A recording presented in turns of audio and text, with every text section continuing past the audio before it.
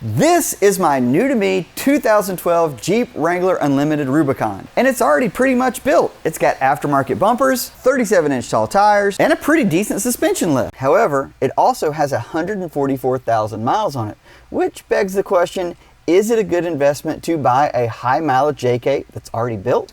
Now, that is something I want to talk about, because when you are looking at a fairly high mileage JK, you kind of want to know what you might be getting into. So I want to go into what this has been modified with or had to be serviced with. Now I'm going to start with the basics. One of the most common things that you will find on a JK that's even 60,000-70,000 miles is the oil filter housing. From the factory, they're plastic.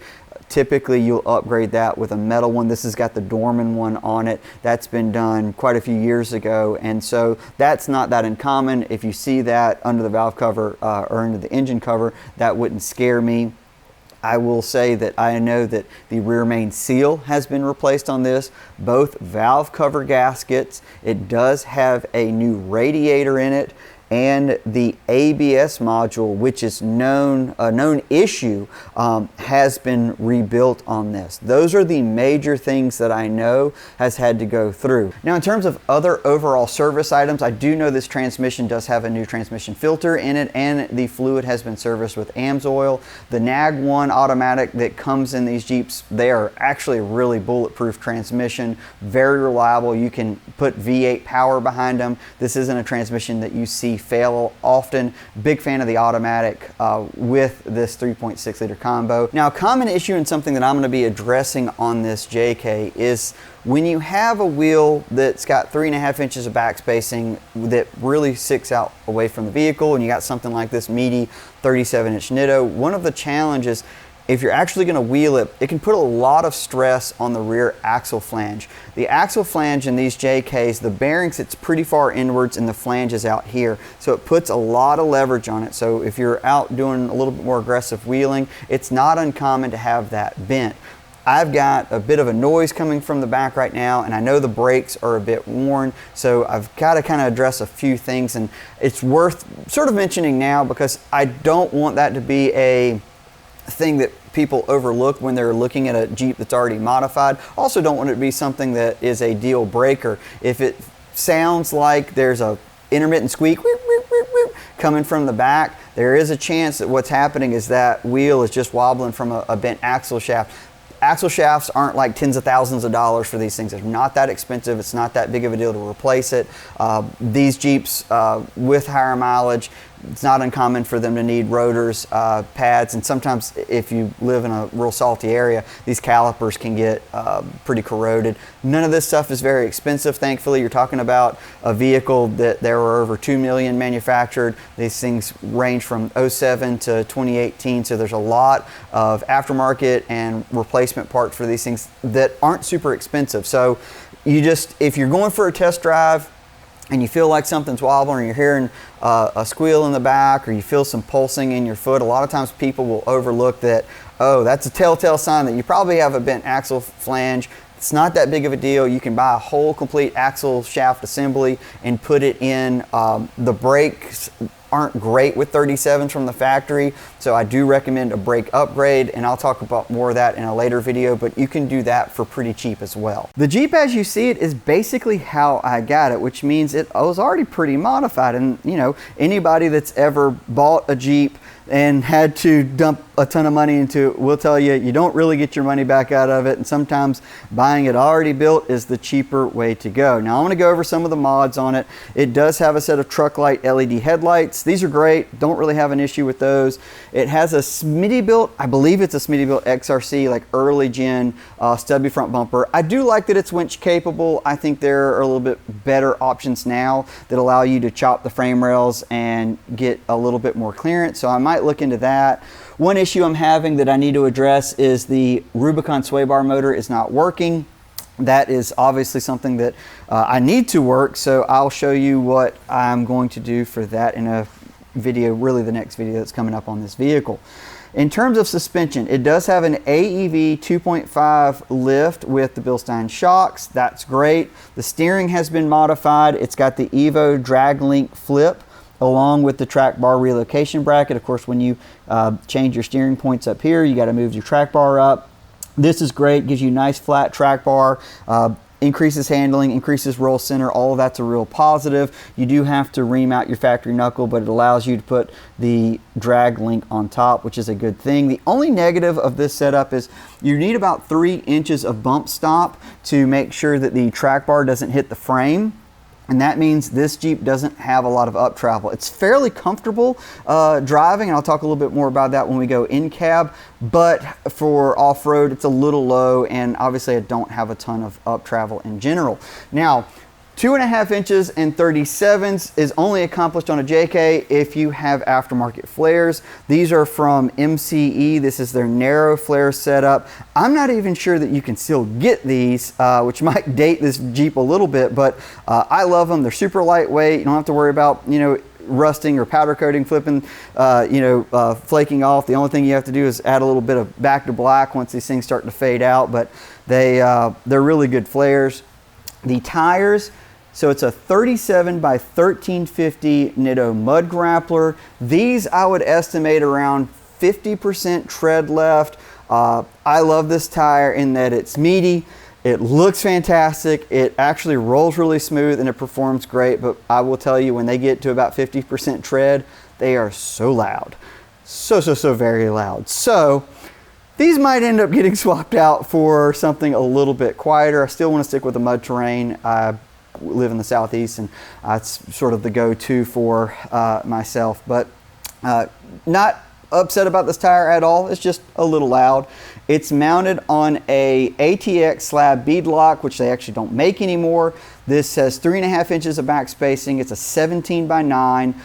It's a really solid wheel. You've got a huge beadlock ring. The only real negative to these wheels is they hold water. So whenever you're washing them or it's sitting out in the rain, you'll come out with a big puddle in here. They didn't have any relief holes. That was something that you see on like KMCs and stuff modern, but I don't really have a plan on getting rid of them. I like them. They're not beat up or scratched up, so it's a solid wheel. No reason, to move away from it. The logo on the center cap is actually like my business logo. We had some of these 2-inch stickers. My son thought it would be funny to put them on there, and so yeah, that's what we did. So that's how it's able to run 2.5 inches and 37s. The sliders did not come with this particular Rubicon. It has the extra step. The previous owner put this on here, this aftermarket Rubicon step. I think these come with like the Call of Duty ones. I'm honestly not sure all of the applications that you can get this step for, but it definitely helps the kids get in and out. The interior I have been working on a little bit, and I'll go into that in a later video, but it did have the original like peanut butter leather, which wasn't terrible, but the seats were pretty worn, especially on the passenger side. So I went ahead and got these rough country seat covers. These are neoprene, very comfortable. I've had neoprene in the past. The only negative with them is they do trap heat typically, but I would rather hop in on a hot day on these than that hot leather. So that's sort of a trade-off, because this top's probably not always going to be on here. So that's just sort of one of those trade-offs. Pretty clean for 144,000 miles. It does have an aftermarket head unit. I think it's a Pioneer. Seems to be working okay. It's got these grab handles. I have no idea who makes them, but they're there, and maybe I'll keep them, maybe I won't, I don't know. Outback, same deal. Just put the rough country covers on. It's got rough country floor liners, which are really good, and for the money I think they're plenty fine. Wild bore grab handles in the back. Kids seem to think they work. They can step up here and make it work. One thing, if you are going to run a 37 on a JK, especially like a 2012, you'll see that the pinch seam down here is trimmed, and the back of the slider. That's necessary, especially if you're still on stock control arms like this is, to have to cut that out so you can cycle the tire fully. The rear bumper and rear setup, so you do have some aftermarket lights from JW Speaker. These are LEDs, nothing wrong with those. Fairly tucked in. I don't think I'm going to be breaking them on the trail. There are better high clearance options with corners and stuff, so depending on how wild you want to get, what kind of upgrade there. Smittybilt rear tire carrier and bumper. I do like that it's got a receiver, because that's going to be handy for taking stuff to the beach and things like that. Not a big fan of this style of tire carrier. Typically what happens is these bearings fatigue. It's just a lot of weight and they kind of rattle around. The latch mechanisms on these things are okay. It's perfectly fine for daily driving and light wheeling. I don't want to bash this thing like it's just terrible, but I have seen them break off-road before, and you can see it, you know, it's kind of away from the bumpers here. It's already almost out just a little bit. So I don't think this is going to stay on this Jeep forever. But rear suspension, like I say, it's still just AEV, but it does have the AEV track bar, AEV track bar relocation. So the handling is not bad on this Jeep. And actually the valving and the coils feel pretty solid. It's a nice, smooth ride. So that's kind of the Jeep in a nutshell. You know, this is essentially how I got it. This is how it's set up. And let's go for a ride and we'll talk a little bit about some of the things that it needs and some other things to consider. This still has the factory 410 differential gears, and with a 37, that's not great. It's not so bad that if you live in the coastal plains like I do, where it's like, oh, you got to run out and get gears for it, but it is enough so where I know I want to take this thing on some wheeling adventures, and that's going to require some good distance on the interstate, so I do want to put some differential gears in it. Other thing that needs to be addressed, as mentioned earlier, the brakes are not good. Not only do they need to be upgraded for the 37s, but I got something going on with them, and I'm going to dig into all that stuff here pretty soon. But drivability on 37s, you know, you can absolutely daily drive this. This Jeep gets 14.5 miles per gallon on 37s with factory 410 gears. It's still comfortable. I can drive it one hand down the road. I really like JKs. The fact that they have come down so much in price is just incredible. It's almost like the new XJ.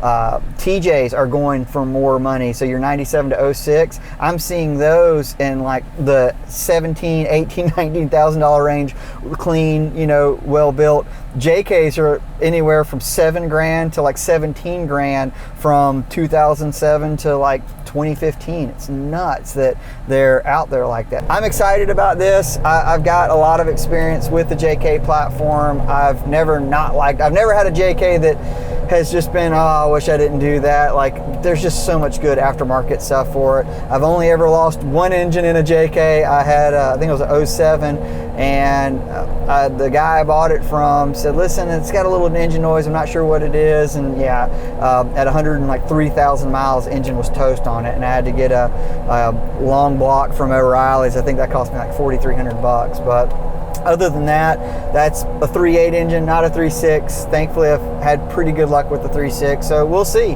So if you guys are interested in coming on this journey and want to see what's happening next, be sure to subscribe to the channel. If you want to see some stuff that I'm working on behind the scenes, you can always follow me at all social media at Ollie Mansour Editor. As always, thank you guys for watching, and with any luck, maybe I'll run into you on the trail. All right, take care.